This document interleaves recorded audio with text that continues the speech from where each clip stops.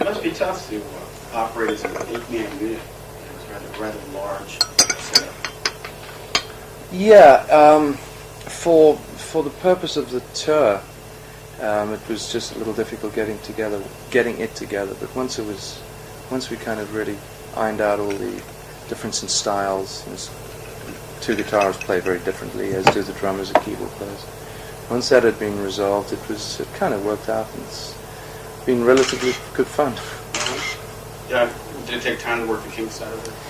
Yeah, I mean, as I say, the styles being so different, and each member having not being, when two guitarists work together, it's usually because they've come together to do so and work well together and do certain things and fill certain areas. And there was no telling how it was going to work with Steve and I, because and we've both been in situations where we really are the main guitar player in this situation, so it was difficult working that out. Yeah, you don't find it hard to play like with two drummers? Once again, I think Alan and Bill really worked their stuff out pretty well. But yeah, I mean, there were times, some of the shows where it didn't quite click in, where it was a bit of a nightmare, it was like a train crash or something. But it was fun. To me, it's not the ultimate dream or anything, personally speaking. But for this project, it was, how it came about was a very kind of peculiar and unique kind of situation. So it kind of worked out. He actually sort of repeated what you said. It is rather extraordinary that 8 guys would get together as you have. I suppose under normal circumstances wouldn't happen. It would be pared down a bit. Well, yeah, I mean, how it came about really was, it wasn't 8 people getting together by any stretch of the imagination. What really happened was, in '88, when we finished the big Generator tour, which we finished here, to try and cut a long story short, John's idea was to carry on touring. There was more money to be made, more tours to be done, and the rest of us felt that it was time to stop. The tour, we'd really peaked when we got here. We'd peaked, and it was any further touring, I think, would have been a decline in the excitement value. So we decided that we were going to stop, and I was, Chris, myself, Alan and Tony had thought, it was time to take a bit of a break. We've been working very hard, and to try and explore other things. I really wanted to do a solo album, which I went ahead and did a tour, a solo tour. And John went off and, because he wanted to carry on touring, I think, decided to, when I went and did the solo album, he thought, well, I'm going to go and do this with ABWH. So it kind of, it almost just naturally kind of parted, and the 4 of us kind of decided we were going to stay together when we decided that we wanted to do something. And so John went and did the ABWH thing. And we started working towards doing an album, and after I'd finished my solo thing, and Chris had been writing and doing various things, and Alan was very, very busy doing clinics, drum clinics for Ludwig and Zildjian. And time went by, and we decided, okay, we're going to do a record. And the record company said, great, we'll do a Yes album and you sing. And I thought, well, I didn't think it was appropriate for us to continue as Genesis did. Phil Collins' voice was kind of very similar to Gabriel's, for one thing, and it kind of worked out that way. My voice being very different to John, and John's voice being so kind of synonymous with the name Yes, that I didn't think it would be appropriate. But we actually decided, well, why don't we try something new? And one of the ideas was Roger Hodgson of Supertramp. And I called him. He sounded like one of the most inspired music kind of guys. He's just so enthusiastic. And we're trying to cut it as short as I can. We got together, and Roger and I did, and we worked together and had a lot of fun doing it. Then Chris, me, Alan, and Roger got together, and that really worked pretty well. And so I said, we kind of invited him to join Yes, and he said to me, no, you joined Supertramp to me. So I said, no, I'm not doing that. And so what's happened, just sidetracking for a bit, is Roger and I are doing an album at the moment together, and we're very excited about that, and it's going great. But back to the Yes thing, John went and did that, and I've been I'd been writing, Chris had been writing, to me Chris had written one of the best songs he's ever written, The More You Look, which is on the album, the Union album. And I'd written 3 or 4 things, and time went by, and ABWH were now 3/4 of the way, from what I'd heard, doing their second album. And in the middle of that, John called me. I hadn't spoken to him for about a year, and he called me and invited me to play guitar on the ABWH album, which obviously I found a little bit kind of peculiar, because, you know, the names of the band and Howe was one of the names, and I thought it would be a bit kind of weird having another guitarist doing a lot of work on the record. You know, it wasn't just one little invited thing. It was a ton of work to be done. So I didn't do that, and time went by, and about 3 months later, John called me again, inviting me to write some songs for the album. And I'd written a lot of stuff, and so I thought, well, yeah, there's some stuff which might be appropriate. And I sent some stuff off to the record company, and they kind of liked it, and Lift Me Up, Miracle of Life, and Saving My Heart, they liked it, and so I said, all right, well, why don't you guys, you know, Chris, Alan, Tony, and myself, record that and put it on the album. And once again, I thought, well, that's strange if it's going to be ABWH. So then this idea came to, well, why don't you do a comprehensive kind of Yes thing? And what we'll do is the ABWH album, we'll take what we feel is not the strongest stuff off, which would leave us with, you know, half an album, or maybe a little more than half an album. And you guys put on stuff and we'll make it one kind of thing. And our initial instincts were to say, well, no, that's not real. It's really a kind of corporate, record company maneuver, which really doesn't have much to do with music. But then, you know, Chris and I really thought about it and thought, well, hey, you know, if we carry on with this and make an album, it's going to be 18 months before we hit the road. And, you know, luckily for me, I'd just done a solo tour, so I wasn't biting at the bit. But I still would like to have been on the road before a year's time, and Chris really hadn't been on the road since the last Japanese tour and wanted to go out and do something. So, you know, we decided, well, there's something kind of intriguing about 8 people. God, it could be a disaster or it could be good. So we decided to go ahead with it, and really that's kind of where it landed up. And it's, you know, it's what it is. I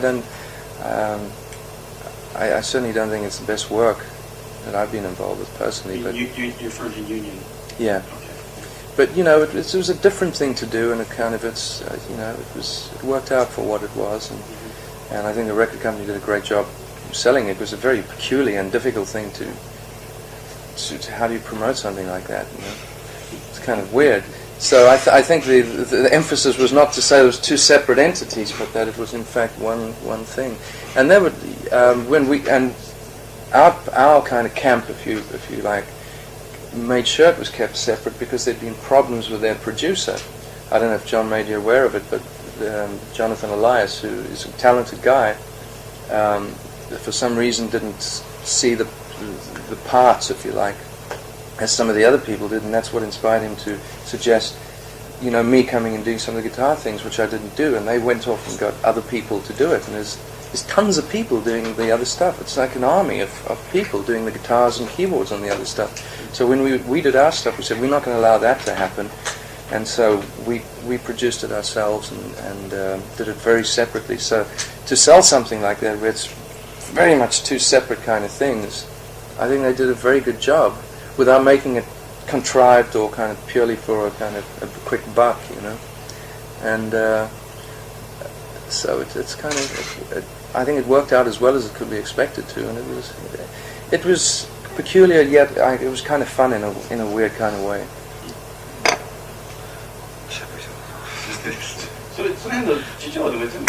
There's another 4 questions there, right? It almost it doesn't seem like a coincidence now, because there were 2 times when all of a sudden John was involved in some way, and that sort of blossomed into Yes. It almost seems like one would almost be led to assume that he sort of orchestrated things that would eventually turn into a Yes project. I don't think so. I think it was more by design. No, I think it was if anyone designed it, I would think it was the record company. I don't think anyone in the band had any kind of vision of what was going to happen.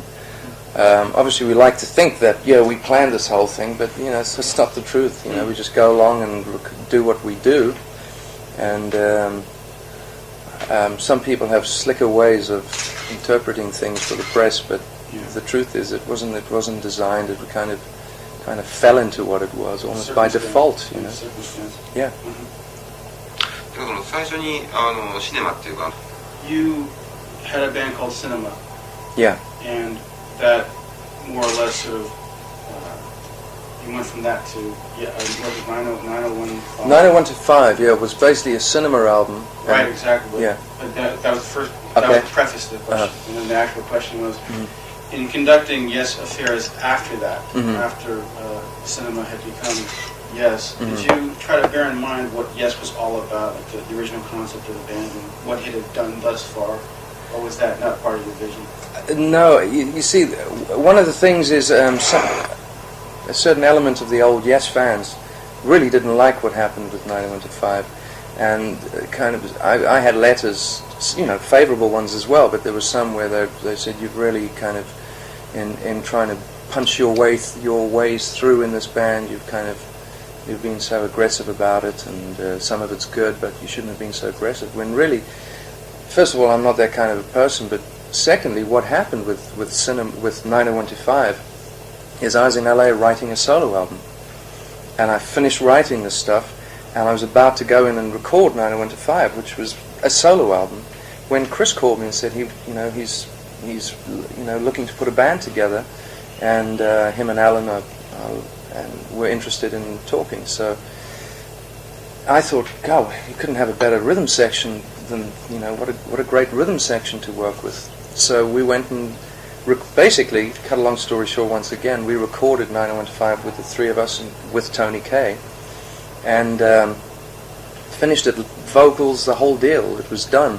with Trevor Horn at the board, and about 3 weeks before we were supposed to mix it, it took 9 months and 7 months to rehearse. 3 weeks before the mix, Chris happened to see John somewhere and played him some stuff, and John liked it. And Chris called me and said, John liked it. And so we decided, hey, let's invite him to come in and do a guest spot on it, kind of thing. And that's how it started. And he came and sang on something. I thought, wow, that sounds pretty good, And it was, why don't we try another one? And so it evolved into. So it was great for John because he had all this energy, which all the work had been done, so he could just come in and have some fun. And he just came in and sang on. That's why it's kind of, once again, people say, oh, the way you designed it with your voice and John's voice, it wasn't like that at all. It's just there was some parts of the songs where it was too low for him, so we left my voice on it, And I think John spent about 4 or 5 days doing vocals, and then we mixed it and it came out. So when it came to Big Generator, we'd never really worked together, and it was a more difficult album to do. And I think John had really enjoyed the idea of, for the first time, having a big hit single, and the success of it, and the idea of a hit single really appealed to him. And I think he really wanted that to be part of Big Generator, but we didn't really work towards that. We were working towards making one comprehensive, hopefully, kind of entity. And so it was a difficult album, and I think that was also part of the reason we kind of split up at the end. Right. So, in regards to Big Generator, you weren't trying to fit in with the Yes mold as much as just continue on with the original work you had started before John even signed on. Yeah, and very much what's I think what should be an emphasis in stressing is that Chris, myself, Alan, and Tony really became a very tight unit, and that's Chris's passion was that as well. So we were just doing what we did as a unit, and I was just writing as I wrote. I mean, I think it would be totally dishonest and as an artist for me to go and listen to the old Yes stuff and try and write stuff like that. It'd be ridiculous. So I just carried on doing what I do. He has been given to understand it. A couple of reasons. John left the unit was because he wanted to do more of the old Yes songs live.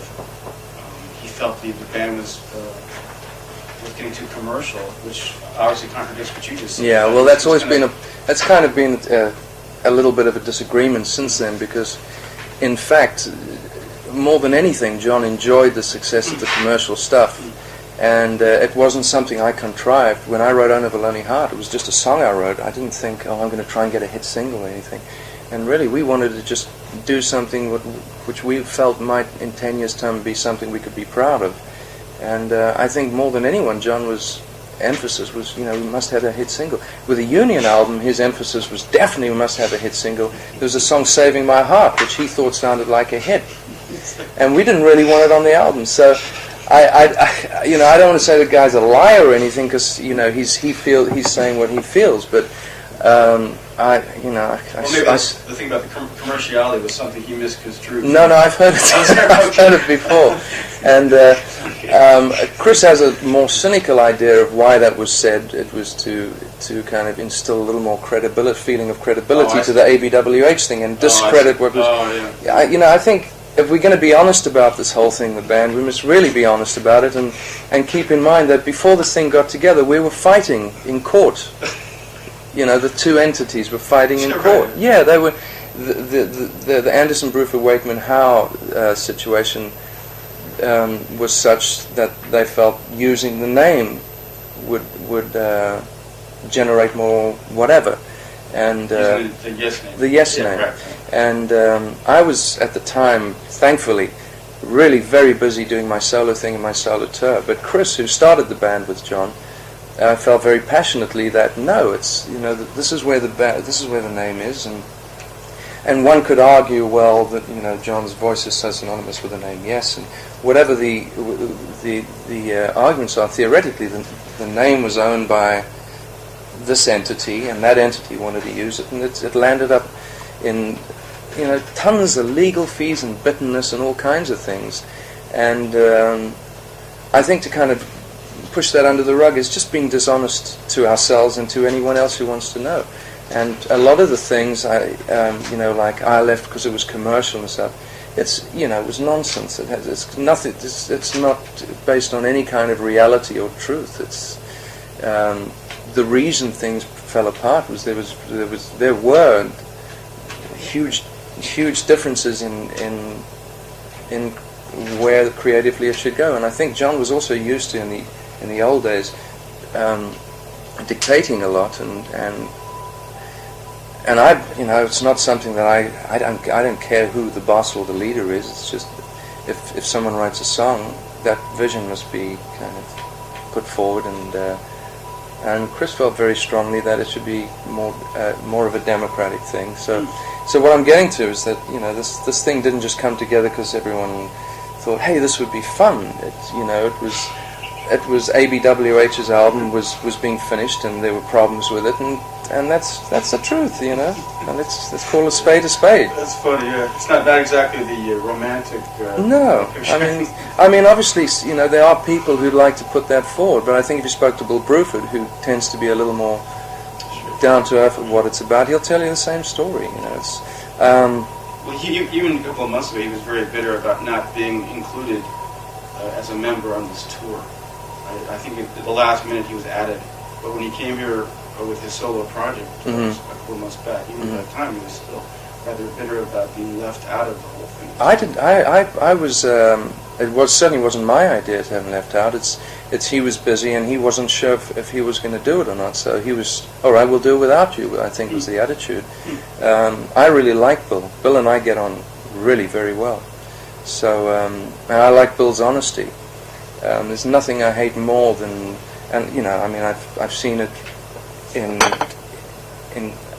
things that I've done. I've seen it with other people. Just for the sake of painting a picture, saying things which really just aren't based on any kind of fact, and painting a picture of being a certain kind of thing, and it's just not reality. So that's the truth, man.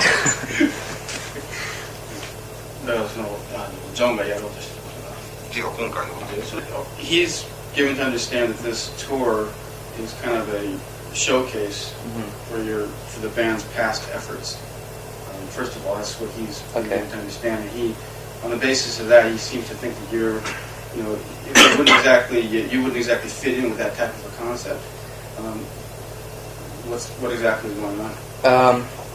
Well, I hate retrospectives, so to me, bathing in the glory of yesterday, it doesn't appeal to me anyway. Right. But if that's what it's about, you know, I've, for the last 10 years, the Yes tours that I've been involved with, we've done 50% of the show was the old stuff, and 50% was the stuff since I've been in the band.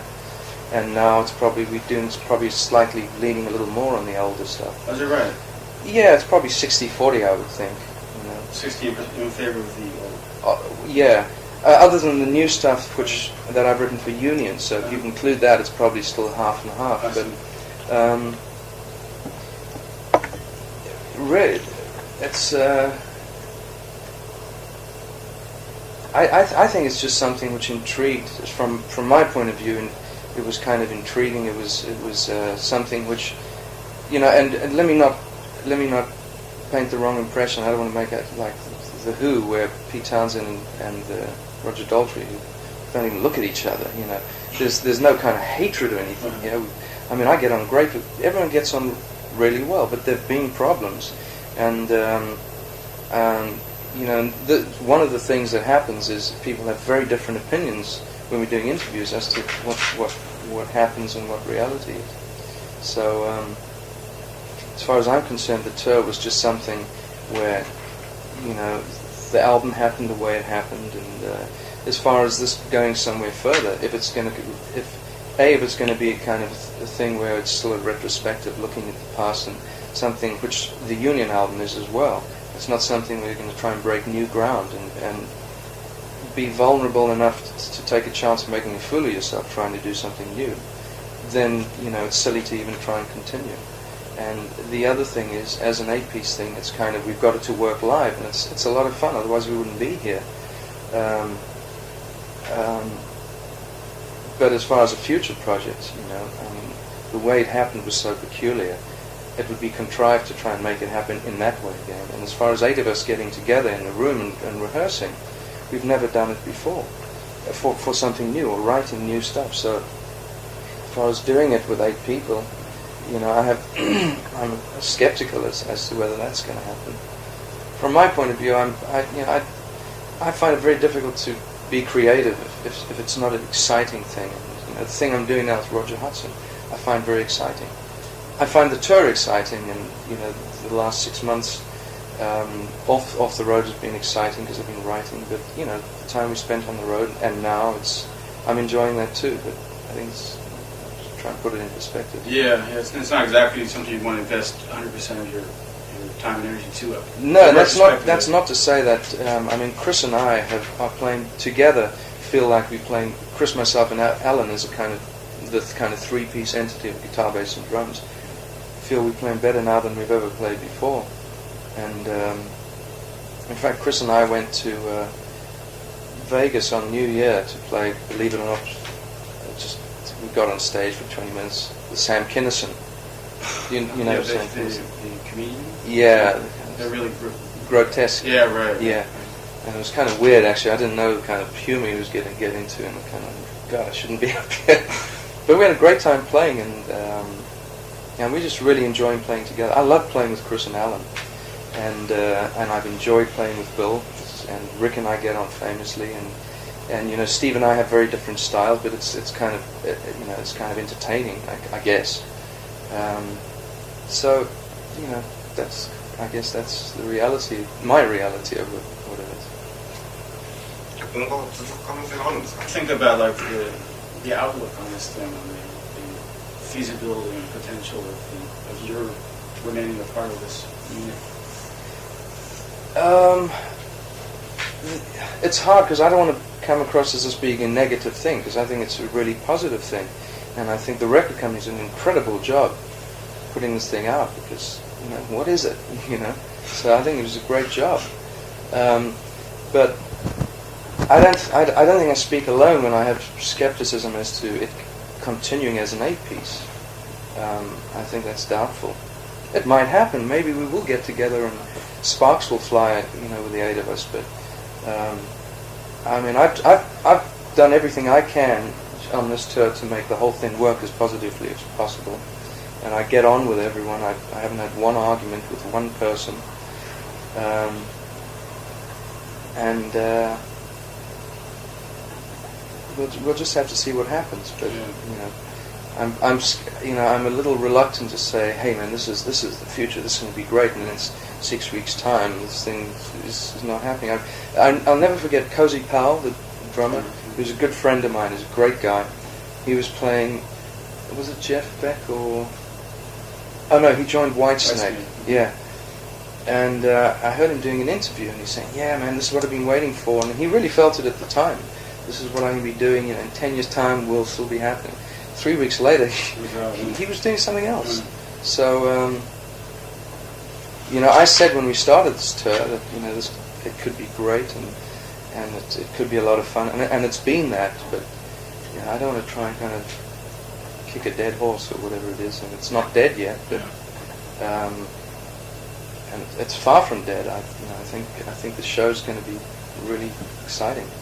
And I've enjoyed every single night when we've gone on stage.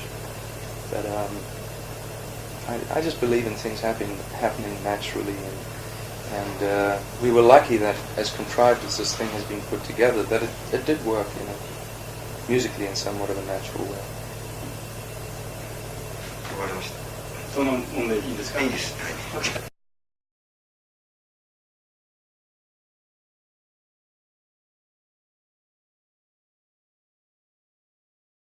Time went by, and we decided, okay, we're going to do a record, and the record company said, great, we'll do a Yes album and you sing. And I thought, well, I didn't think it was appropriate for us to continue as Genesis did. Phil Collins' voice was kind of very similar to Gabriel's for one thing, and it kind of worked out that way. My voice being very different to Jon, and Jon's voice being so kind of synonymous with the name Yes, that I didn't think it would be appropriate. But we actually decided, why don't we try something new? And one of the ideas was Roger Hodgson of Supertramp. And I called him. He sounded like one of the most inspired music kind of guys. He's just so enthusiastic.